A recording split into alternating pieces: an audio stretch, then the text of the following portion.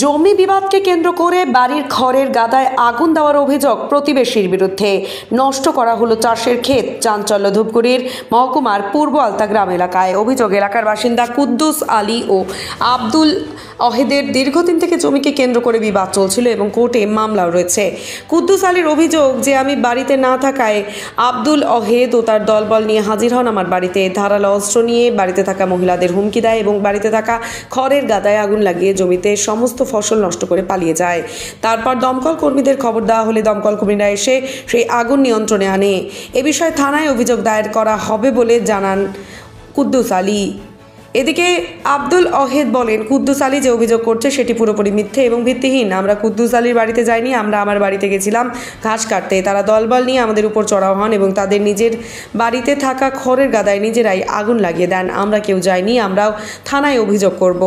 অভিযোগ আপনারা ওই কুদ্দুস আলীর বাড়িতে গিয়ে খেরে পোয়ালে আগুন লাগাইছেন এবং ক্ষেত নষ্ট করছেন। না, এটা কোনোদিনও সম্ভব না। আমরা ওইখানে পৌঁছাই নাই। আমাদের ভিডিও করা আছে।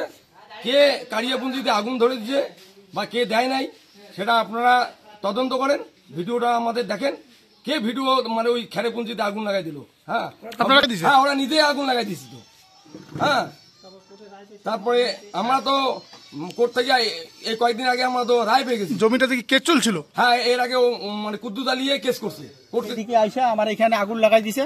আমাদের বাড়ির লোক সবাই আগুন নিবারণের কাজে ছিল। আমাকে ফোন যে করবে এরকমও ছিল না। একটা ছেলে আমাকে গিয়ে ডাইকে নিয়ে আসলো।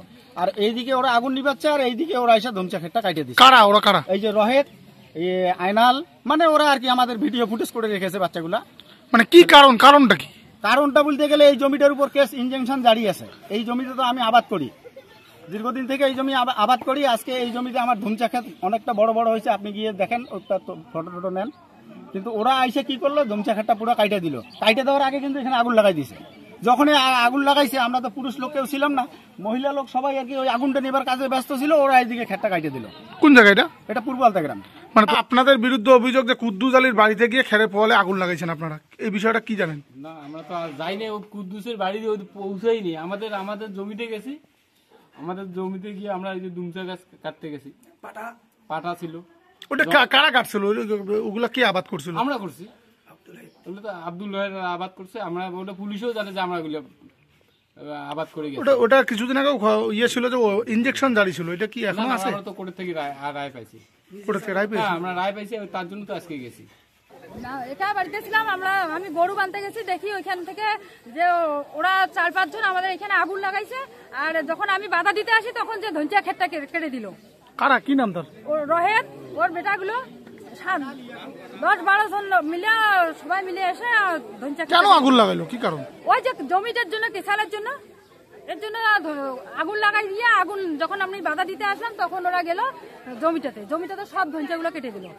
আমরা কেউ বাড়িতে মানে পুরুষরা কেউ বাড়িতে ছিল না। ওরা 20-25 জন লোক আসছে, হাতে অস্ত্র নিয়ে আসছে, হাসুয়া টাসু এগুলো নিয়ে আসছে। কেউ বাড়িতে ছিল না। ওই সুযোগে ওরা ধানের পুঞ্জিতে আগুন লাগাই দিছে। তারপর আপনারা দেখছেন যখন ওরা আগুন লাগাই দিছে? হ্যাঁ, দেখছি। কতজন ছিল ওরা? ওরা 20-25 জন ছিল।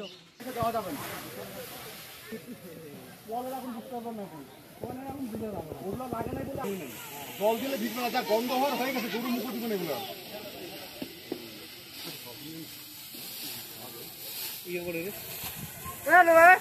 খাওয়া দাওয়া পানি